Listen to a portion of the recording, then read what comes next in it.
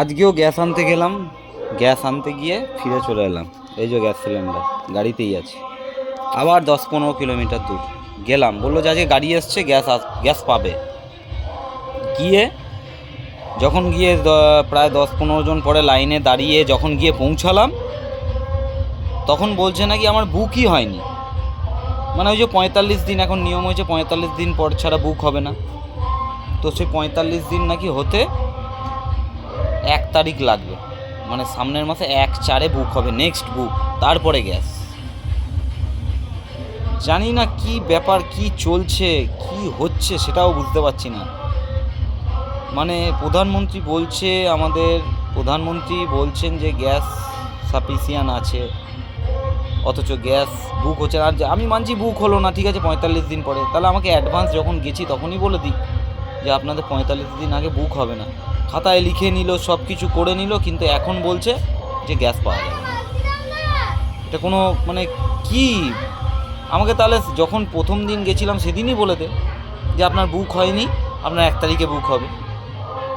তাহলে এই পরপর এই সিলিন্ডারটা বয়ে নিয়ে একটা বিচ্ছিরি রকম রাস্তা দিয়ে গিয়ে, মানে জিটি রোড, এত জ্যাম রাস্তা, আর ওই রাস্তাতে প্রতিদিন কোনো না কোনো দুর্ঘটনা ঘটছে। সেই রাস্তা দিয়ে গিয়ে 10-15 প্রায় 12 কিলোমিটার দূরে সম্ভব? ব্যবহার করতে করতে তো হবেই, ব্যবহার পড়ে যাবে, এক্ষুনি পড়ে গেলে এটা কিচ্ছু হবে না। দামি মাল পড়ে গেলে বলছি আমার কথাটা শুনুন, ওটা কত নেই কেনার মাল কালকেরও লাগছে। কাঁসা পিতলের দোকান চলছে? ও লাগলো বাবু না। কাঁসা পিতলের দোকান চলবে কি করে দিয়া? এর তো 60 আর রয় পাই না। 60 টাকা দেবো, এটা 20 টাকা ফিরে দাও, 500 টাকা দিচ্ছে। কি বলছি বুঝতে পারছি? তোমাকে যে কখন দিয়ে বলছি রেডি হতে, কখন দিয়ে বলছি? হ্যাঁ, তোমাকে বলছি, তোমার ছেলেকে বলছি, দুজনে মিলে এইরকমভাবে শুয়ে পড়ে আছো।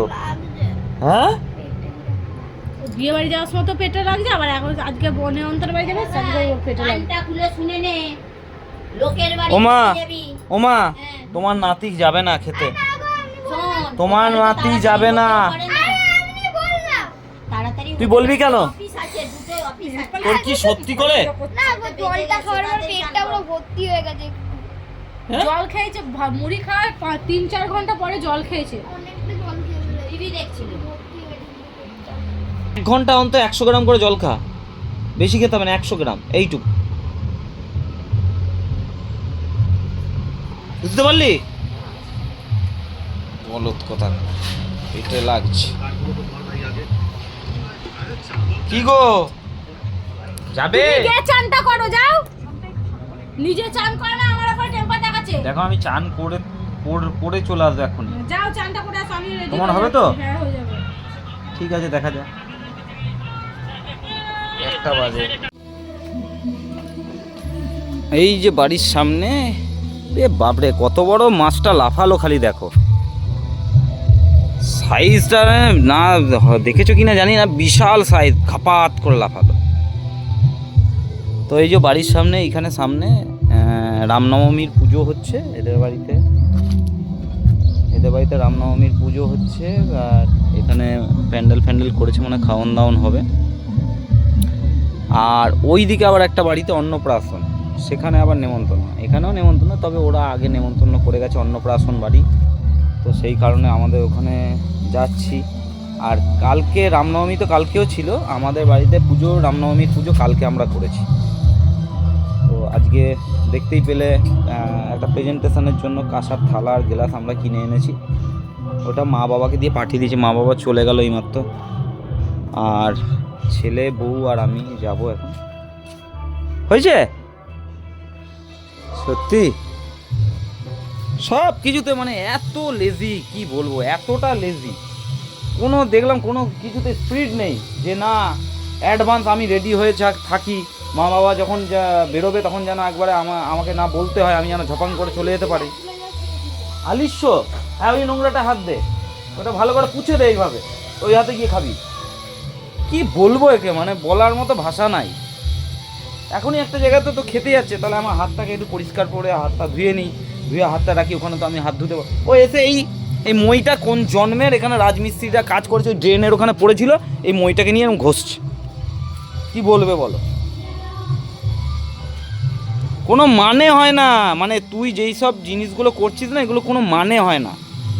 এটা এইটুকু শিশুও বোঝে, কিন্তু তুই বুঝিস না, তুই বুঝিস না।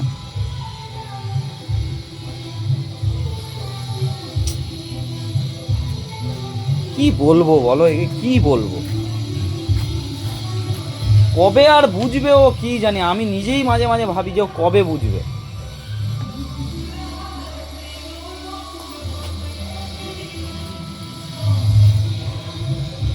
হয়েছে তোমার, হয়েছে?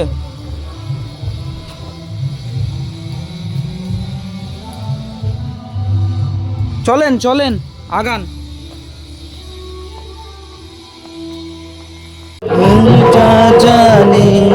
কিরে কোথায় যাচ্ছিস?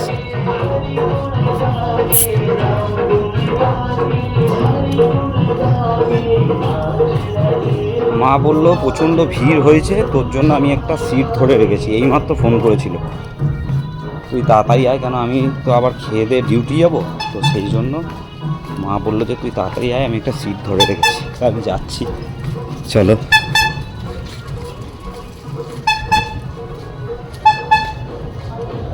এই যে অন্নপ্রাশন বাড়ি দেখতে পাচ্ছ, এটা হচ্ছে অন্নপ্রাশন বাড়ি।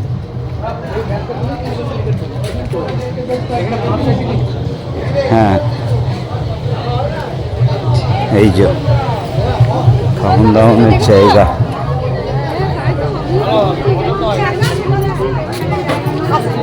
বাবা ভেতরটা চলে যাবে। হ্যাঁ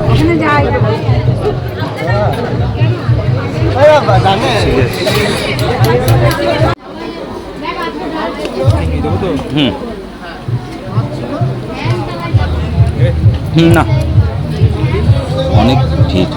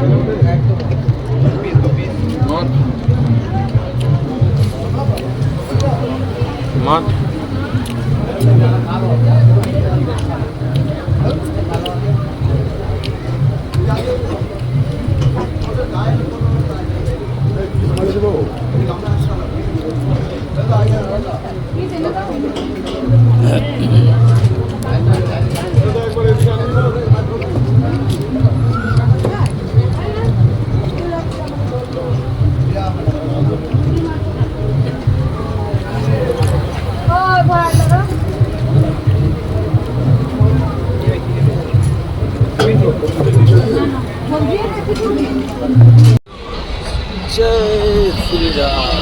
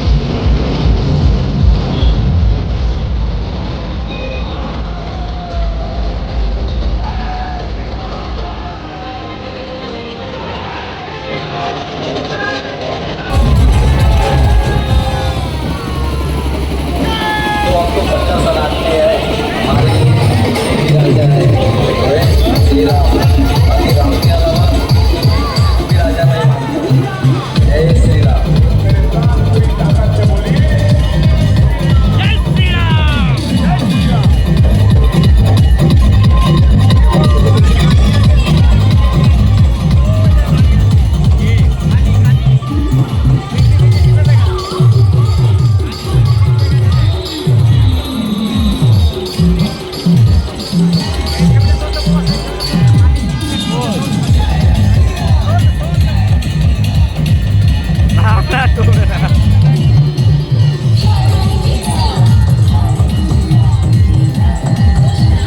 জয় শ্রীরাম।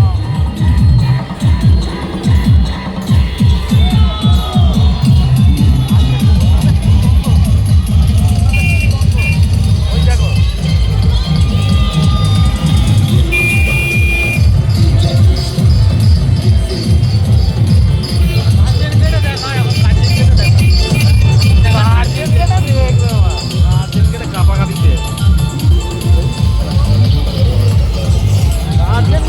বিশাল ভিড় হবে, বিশাল। মানে ধরো এরকম চারিদিক দিয়ে ঢুকছে গার্জেন গেটে, আমি তো গার্জেন গেটে দেখ, সব গার্জেন গেটে বিশাল ভিড়। এবার গেলে ভালো হতো গার্জেন গেটে, দাদা গার্জেন গেটে বিশাল ভিড় হবে। এ আজকে ভিডিও তুই পাবি গার্জেন গেটের, ড্রোনের ভিডিও, ড্রোন। ওটা গার্জেন গেটটা কিরম পরিস্থিতি না, ড্রোনে ভিডিও পাবি।